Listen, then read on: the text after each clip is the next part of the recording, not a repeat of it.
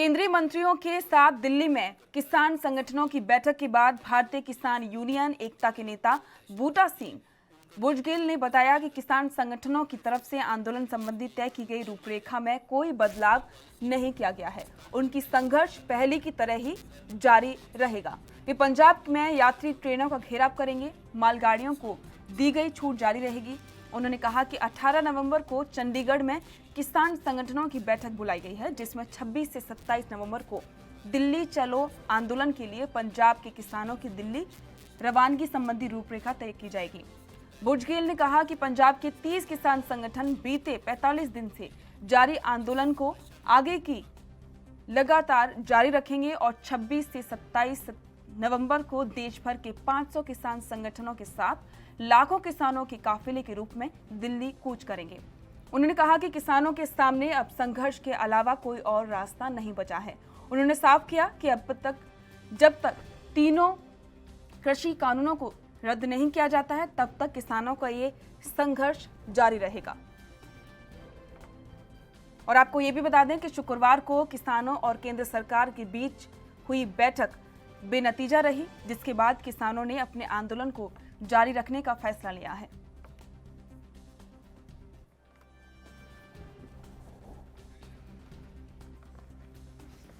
आपको बता दें कि पिछले कई महीनों से कृषि कानूनों के विरोध में किसानों का धरना प्रदर्शन लगातार जारी है। किसान लगातार संघर्ष कर रहे हैं। उनकी मांग है कि कृषि कानूनों को रद्द किया जाए।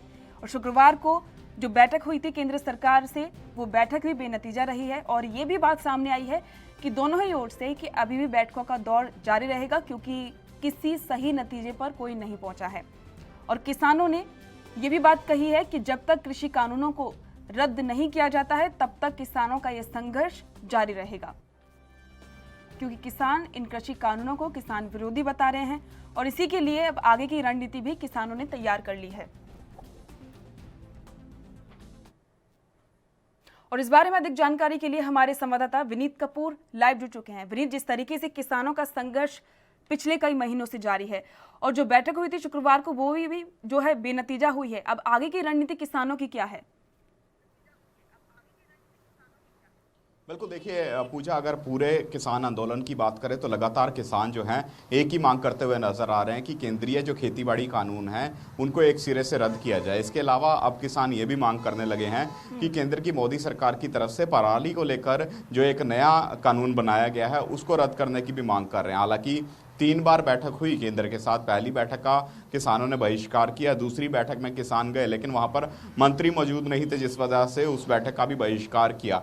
कल फिर से एक बैठक हुई, काफ़ी लंबी चौड़ी बैठक हुई, लेकिन उसमें भी सहमति बनती हुई नजर नहीं आई, क्योंकि केंद्र ज़रूर किसानों को ये कहता हुआ नजर आ रहा है कि ये जो कानून है जो केंद्र की तरफ से बनाए गए हैं ये किसानी के लिए लाभप्रद है, लेकिन ये कहने का कहीं भी प्रयास नहीं कर रहा कि क्या इन कानूनों के लागू होने के बाद एमएसपी जो है वो सिक्योर रहेगी या फिर नहीं, किसानों की फसलों की खरीद एमएसपी पर होगी या फिर नहीं। तो इसी मामले पर कहीं ना कहीं लगातार तार जो हैं वो बिगड़ते हुए नजर आ रहे हैं। और अब अगर किसान जत्थेबंदियों की बात करें तो उन्होंने सीधे तौर पर कह दिया है कि जो उन्होंने प्रॉपर रणनीति बनाई थी, जिस तरह से उनके पंजाब में विभिन्न जगहों पर आंदोलन जारी हैं, तो वो आंदोलन जारी रहेंगे। और आज दिवाली भी किसान जो है काली दिवाली के तौर पर मना रहे हैं। हाथों में मशाल लेकर किसान जत्थेबंदियां जो हैं वो आज सड़कों पर उतरती हुई नजर आ रही हैं। इसके अलावा अगर हम बात करें 26 और 27 नवंबर को दिल्ली का घेराव किया जाएगा। इसके अलावा भी कई अन्य रणनीति जो हैं वो 18 तारीख को बनती हुई नजर आएंगी। चंडीगढ़ में 18 तारीख को किसान जत्थेबंदियों की तरफ से एक और बैठक बुला ली गई है, जिसमें तमाम विषयों पर चर्चा करने के बाद आगे की रणनीति तैयार की जाएगी। एक बात तो ये भी है कि कब से किसान आंदोलन कर रहे हैं, लगातार अपील की जा रही है, लेकिन कोई साफ नतीजे पर नहीं पहुंच पा रहे हैं। और इसका सीधा असर जो है जनता को उठाना पड़ रहा है, क्योंकि पंजाब में तो जिस तरीके से ब्लैकआउट की भी काफी ज्यादा संभावना है।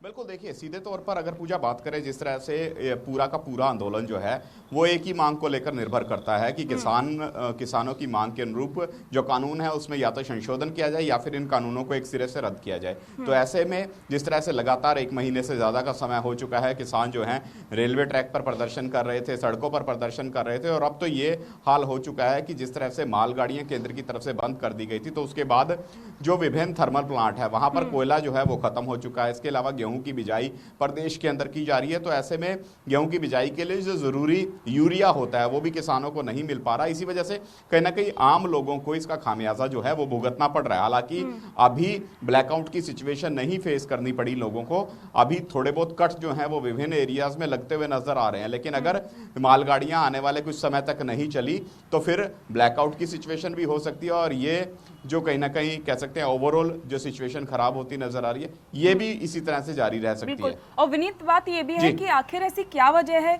कि चाहे केंद्र सरकार की बात हो या फिर पंजाब सरकार की, वो इस मुद्दे को इतना ज्यादा गंभीरता से क्यों नहीं ले रहे हैं, कोई बात ही नहीं कर रहा है इस बारे में?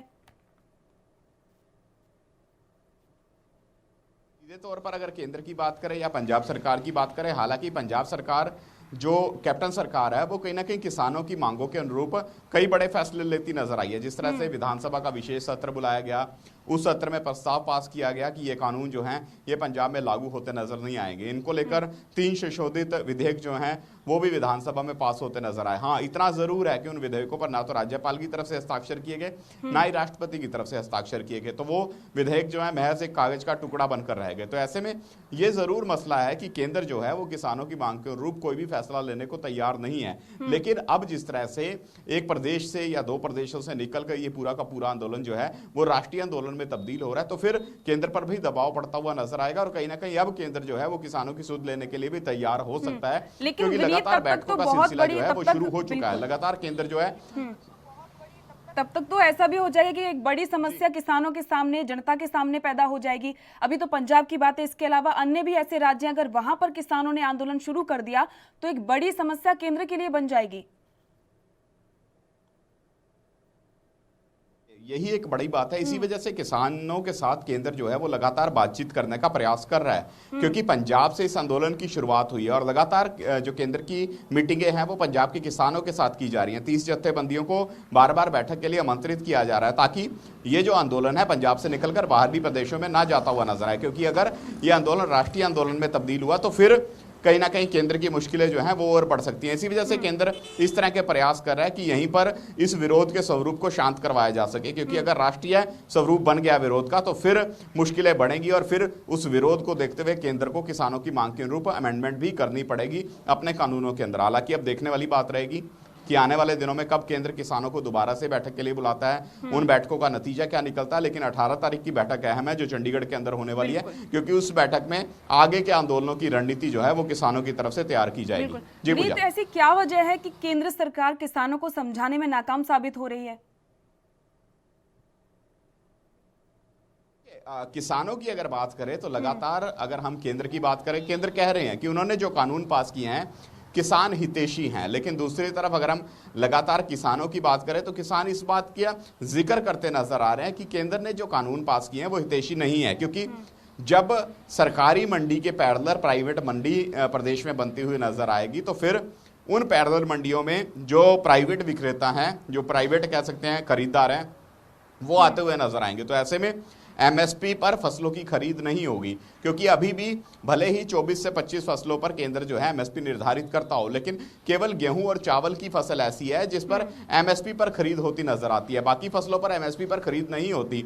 इसी वजह से कहीं ना कहीं जो किसानों को आशंका है कि अगर ये पैरेलल मंडियां बनेंगी, प्राइवेट व्यापारी आएंगे तो फिर उनकी फसलों की खरीद एमएसपी पर नहीं होगी, और अगर फसलों की खरीद एमएसपी पर नहीं होती फिर किसानी जो है उसको बुरा प्रभाव झेलना पड़ सकता है। इसी वजह से बात जो है वो बनती हुई नजर नहीं आ रही है, क्योंकि किसान ये चाहते हैं कि एक कानून बनाया जाए जिसमें एमएसपी को सिक्योर किया जाए कि अगर कोई व्यापारी, चाहे वो प्राइवेट हो चाहे सरकारी हो, किसान की फसल की खरीद एमएसपी पर नहीं करता तो फिर उसके खिलाफ कानूनी कार्रवाई का अधिकार, कानून का जो सहारा लेने का अधिकार जो है वो किसान के पास हो, ताकि किसान सुरक्षित रह सके, उसकी फसल जो है वो सुरक्षित रह सके और उसकी फसल की खरीद जो है वो कहीं ना कहीं जो सरकार द्वारा रेट तय किया जाता है उसी के आधार पर हो सके। इसी वजह से कहीं ना कहीं सरकार और जो किसान है उनके बीच में तालमेल में कमी नजर आ रही है, क्योंकि ये इंश्योरेंस देने से केंद्र की मोदी सरकार जो है वो लगातार बचती हुई नजर आ रही है। वो इस बात का तो हवाला दे रही है कि एमएसपी कायम रहेगी, लेकिन इस बात का हवाला नहीं दे रही कि क्या एमएसपी पर खरीद जो है वो बरकरार रहेगी या फिर नहीं। जी बिल्कुल विनीत, शुक्रिया इस तमाम जानकारी के लिए। देश दुनिया की खबरों के लिए एएनबी न्यूज को सब्सक्राइब करें और बेल आइकन दबाएं।